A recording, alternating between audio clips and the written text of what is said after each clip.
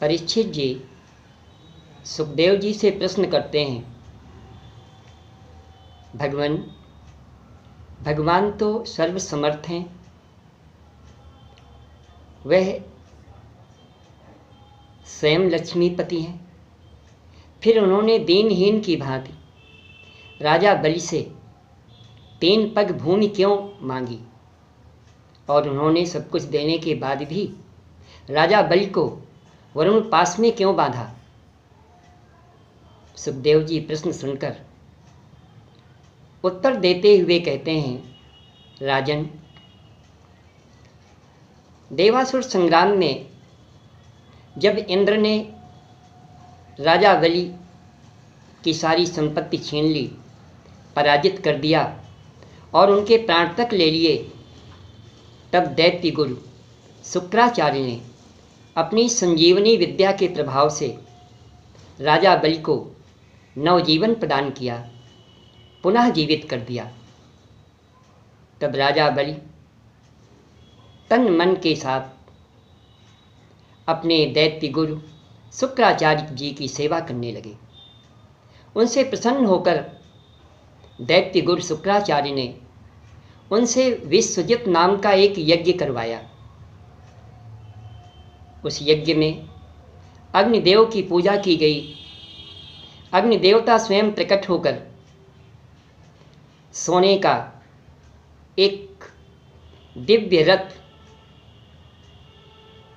धनुष, बाणों से भरा तरकस और अभेद्य कवच राजा बलि को प्रदान किया। अब राजा बलि अपने गुरु शुक्राचार्य के निर्देशन पर उस दिव्य रथ में सवार होकर इंद्रपुरी अमरावती में चढ़ाई कर दी। उनके विशाल तेज बल और शक्ति को देखकर इंद्रादि देवता घबरा गए और घबरा करके अपने गुरु बृहस्पति जी के पास पहुँचे। बृहस्पति जी ने कहा, इस समय राजा बलि की शक्ति का सामना कोई नहीं कर सकता। सर्वसमर्थ सर्वशक्तिमान भगवान को छोड़कर इस समय बलि को कोई नहीं जीत सकता, उसके सामने कोई नहीं ठहर सकता। इसलिए भलाई इसी में है कि तुम सभी लोग स्वर्ग छोड़कर कहीं जाकर छिप जाओ और समय की प्रतीक्षा करो। इंद्रादि सभी देवता स्वर्ग को छोड़ करके चले गए। जब देवता चले गए तब स्वर्ग पर राजा बलि का अधिकार हो गया। उन्होंने तीनों लोकों को जीत लिया और एक छत्र सम्राट बन गए। अपने पुत्रों को निर्वासित जीवन जीते हुए देख करके देव माता अदिति को बड़ा दुख हुआ। एक दिन उन्होंने अपने पति महर्षि कश्यप से प्रार्थना की, स्वामी, मुझे सोच विचार करके कोई ऐसा उपाय बताइए जिससे मेरे पुत्रों का कष्ट दूर हो, उन्हें खोया हुआ स्वर्ग ऐश्वर्य पुनः प्राप्त हो जाए। कृपा करके कोई उपाय बताइए। तब महर्षि कश्यप कहते हैं, उपतिष्ठस्व पुरुषं भगवन्तं जनार्दनं सर्वभूतगुहावासं वासुदेवं जगद्गुरुं। तुम सबके हृदय में पुरुष रूप में विराजमान, अपने भक्तों के कष्टों को दूर करने वाले भक्तवांछा कल्पतरु जगद्गुरु भगवान वासुदेव की आराधना करो। उनकी आराधना, उनकी भक्ति कभी व्यर्थ नहीं होती। इसके अलावा और कोई दूसरा उपाय नहीं है। अमोघा भगवत भक्तिर नेतरेति मतिर्मम। तब देव माता अदिति ने पूछा, स्वामी, ये भी तो बताइए कि मैं उन जगदीश्वर भगवान की आराधना कैसे करूं, किस विधि से करूं जिससे वे मेरी मनोकामना पूर्ण करें। तब महर्षि कश्यप कहते हैं, ब्रह्मा जी ने मुझे एक उपाय बताया था, वही मैं तुम्हें बता रहा हूं। फाल्गुन मास शुक्ल पक्ष प्रतिपदा से लेकर द्वादशी तिथि तक चलने वाला 12 दिन का एक अनुष्ठान होता है, जिसमें बड़े नियम, शुचिता, पवित्रता का ध्यान रखना पड़ता है। उसे पयोव्रत के नाम से जाना जाता है। इस पयोव्रत के अनुष्ठान से तुम्हारी मनोकामना पूर्ण होगी, भगवान प्रसन्न होंगे। तुम पूरी श्रद्धा, शुचिता और पवित्रता के साथ इस अनुष्ठान को करो। अपने पति के उपदेश के अनुसार देवमाता अदिति ने 12 दिन तक पयोव्रत का अनुष्ठान किया। पूरी शुचिता, पवित्रता के साथ सभी नियमों का ध्यान रखते हुए, भगवान वासुदेव का ध्यान करते हुए 12 दिन का यह व्रत रखा। इसके पश्चात भगवान प्रकट हुए और भगवान ने देव माता अदिति से कहा, देव माता, मैं जानता हूँ तुम्हारे पुत्रों का राज्य स्वर्ग दैत्यों ने छीन लिया है। वे मारे मारे घूम रहे हैं। उनके कष्ट को दूर करने के लिए तुमने पयोव्रत के अनुष्ठान से मेरी सेवा अर्चना की है, पूजा की है। इसलिए मैं पुत्र के रूप में तुम्हारे यहाँ प्रकट होऊंगा और तुम्हारे कष्ट को दूर करूंगा। ऐसा कहकर भगवान अंतर्धान हो गए। इसके पश्चात समय बीता, वह शुभ घड़ी आई। भाद्रपद मास शुक्ल पक्ष द्वादशी तिथि अभिजित मुहूर्त में भगवान शंख चक्र गदा पद्म के साथ आकृति के यहाँ प्रकट हो गए, अदिति के यहाँ प्रकट हो गए। देव माता अदिति के गर्भ से भगवान का प्राकट्य हुआ। महर्षि कश्यप और देव माता अदिति के देखते देखते भगवान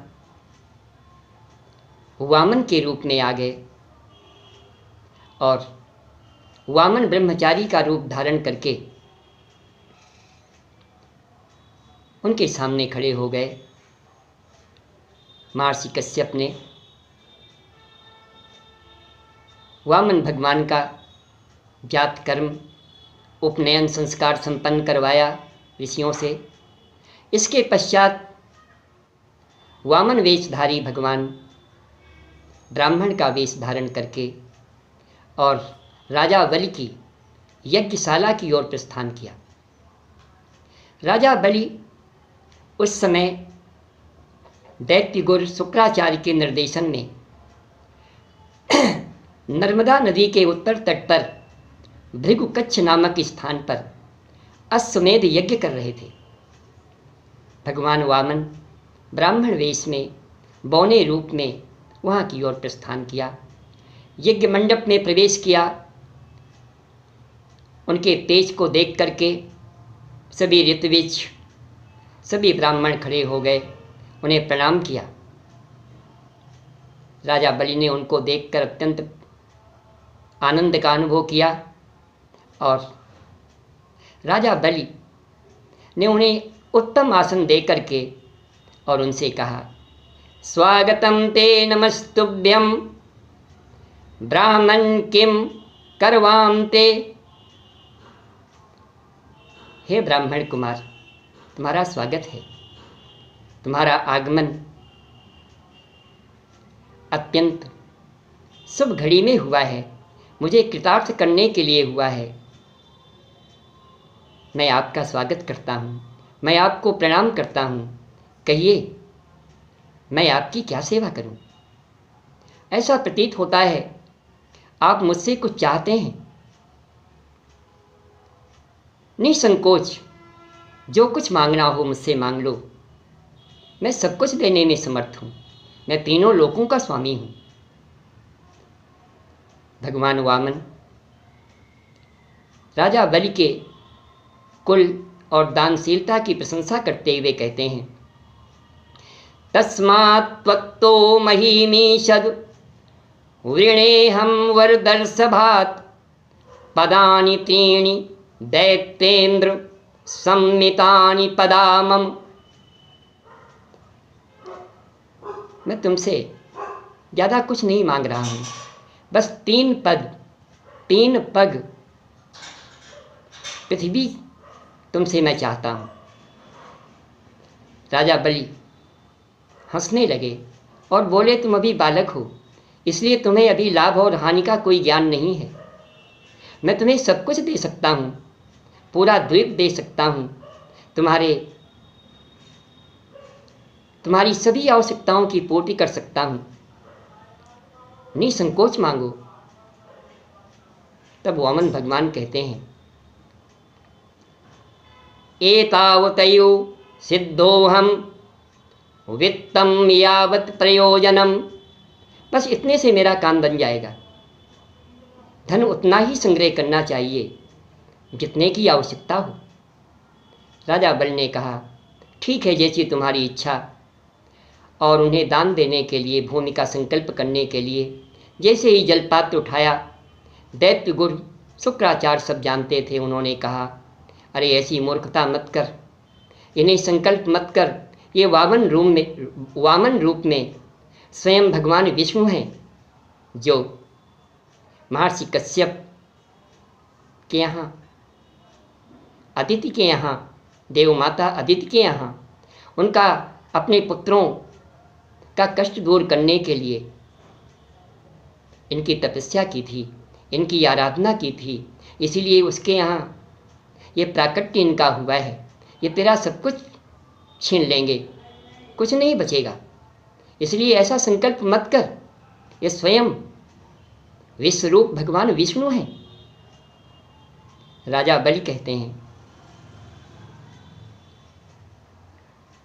गुरुवर आप सत्य कहते हैं, लेकिन मैं ब्राह्मण कुमार को जो वचन दे चुका हूँ उससे मुकर नहीं सकता। मैं प्रहलाद का पौत्र ब्राह्मण को कुछ देने का वचन देकर कभी पीछे नहीं हट सकता। तब दैत्यगुरु शुक्राचार्य ने नाराज होकर उन्हें स्त्री भ्रष्ट होने का साथ दे दिया। साथ देने के बाद भी बलि पर कोई प्रभाव नहीं पड़ा, वे अडिग रहे। ऐसे ही पुरुषों के संबंध में विद्वान कहते हैं, निंदन्तु नीति निपुणा यदि वा स्तुवन्तु लक्ष्मी समाविशत गच्छतु वा यथेष्टम अद्यैव वा मरणमस्तु युगान्तरे वा न्यायात् पथः प्रविचलन्ति पदम न धीराः। राजा बलि अपने गुरु के साथ देने के बाद भी विचलित नहीं हुए। उन्होंने 3 पग भूमि का संकल्प लिया और संकल्पोपरांत भगवान वामन से विराट हो गए। अनंताकार होकर के एक पग में उन्होंने पूरी पृथ्वी नाप ली, दूसरे पग में स्वर्ग को नाप लिया और तीसरे पग को नापते समय अब कुछ बचा ही नहीं। राजा बलि के पास कुछ नहीं बचा। तब उन्होंने राजा बलि को वरुण पास में बांध दिया। इसके पश्चात उन्होंने राजा बलि से कहा, बोल अब तीसरा पग मैं कहाँ रखूं? तब राजा बलि ने कहा, भगवन, संपत्ति का स्वामी संपत्ति से बड़ा होता है। आप अपना तीसरा पग, तीसरा चरण मेरे मस्तक पर स्थापित कीजिए, मुझको नाप लीजिए। अपने पति को वरुण पास में बद्ध देख करके उनकी पत्नी राजा बलि की पत्नी विंध्यावली आईं और भगवान को प्रणाम करके उनसे प्रार्थना की। उनसे कहा, भगवान आप तो इस जगत के कर्ता भर्ता संघर्ता सभी कुछ हैं, आपको भला कौन कुछ क्या दे सकता है, इन्हें क्षमा कीजिए। ब्रह्मा जी भी आए हैं। ब्रह्मा जी ने भी भगवान से प्रार्थना की, भगवान इसका आपने सब कुछ ले लिया है, अब ये किसी भी प्रकार के पाप का भागीदार नहीं रह गया, अब ये इस पर अपना गुस्सा समाप्त कीजिए, क्योंकि सब कुछ देने के पश्चात इसने सब कुछ आप पर समर्पित कर दिया है, इसलिए क्षमा कीजिए। तब भगवान ने कहा, ब्रह्मा जी मैं जिस पर कृपा करता हूँ उसका धन छीन लिया करता हूँ। इस दृढ़ निश्चयी ने, इस सत्यव्रतधारी ने अपने गुरु के साथ देने के बाद भी सत्य पथ से डिगा नहीं, इसलिए सावर्णी मनवंतर में इसे मैं इंद्र का पद दूंगा। सावर्णी मनवंतर में यह मेरा भक्त इंद्र बनेगा, तब तक ये सुतल लोक में का अधिपति बन करके वहाँ का राज्य सुख भोगेगा।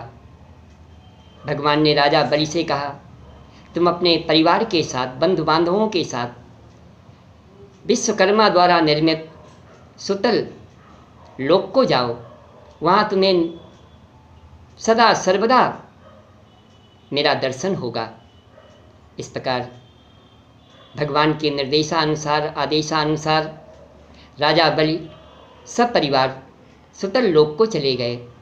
भगवान ने इंद्र को स्वर्ग का राज्य दे दिया और देव माता अदिति की मनोकामना को पूर्ण किया, अपने वचनों को सत्य सिद्ध किया।